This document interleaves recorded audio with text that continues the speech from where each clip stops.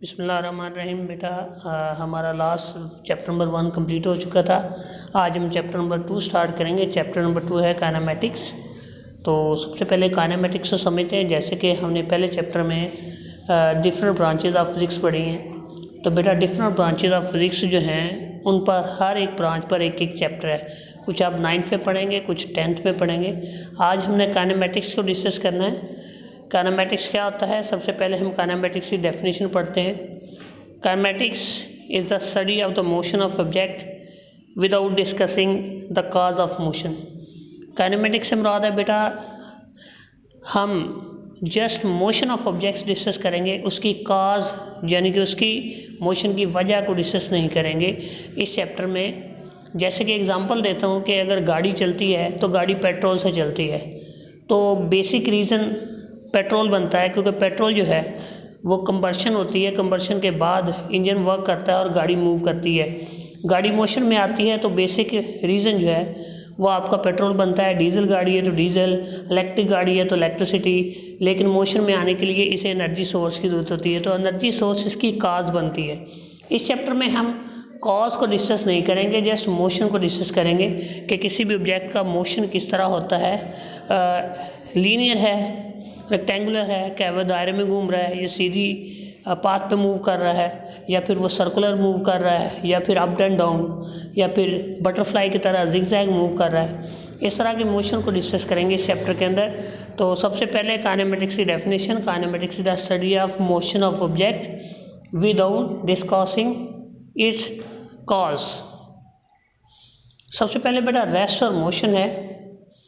बेटा जहाँ भी आप खड़े हों, फ़र्ज़ करें कि आप सड़क के किनारे खड़े हैं और आपके पीछे एक बैंक है। तो अगर बैंक के लिहाज से आप अपनी पोजीशन को तब्दील नहीं कर रहे तो इसका मतलब आप बैंक के लिहाज से रेस्ट में हैं और बैंक आपके लिहाज से ऑब्जर्वर है, आपकी सराउंडिंग है। इसी तरह अगर आप चल रहे हो तो आप अपने इर्द गिर्द के माहौल के मुताबिक अगर अपनी जगह तब्दील कर रहे हो तो बेटा आप मोशन में हैं। तो आपके सराउंडिंग में जो है वो आपका ऑब्जर्वर है। जैसे कि हम डेफिनेशन में अगर पढ़ें, a body is said to be at rest if it does not change its position with respect to its surrounding.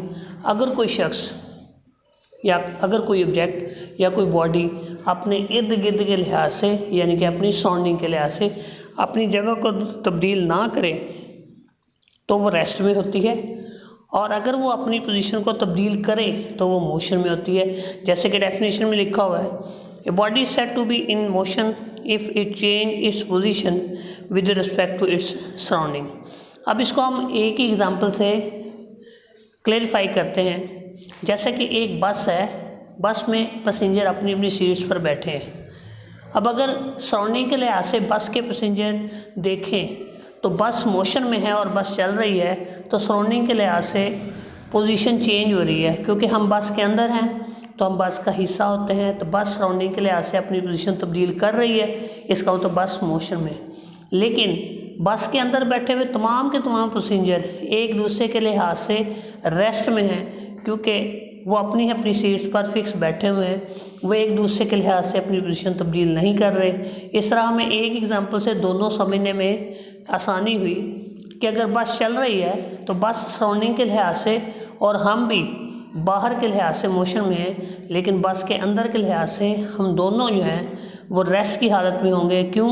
क्योंकि दोनों हर पैसेंजर अपने अपनी सीट्स पर बैठा हुआ है, वो एक दूसरे के लिहाज से अपनी जगह तब्दील नहीं कर रहे।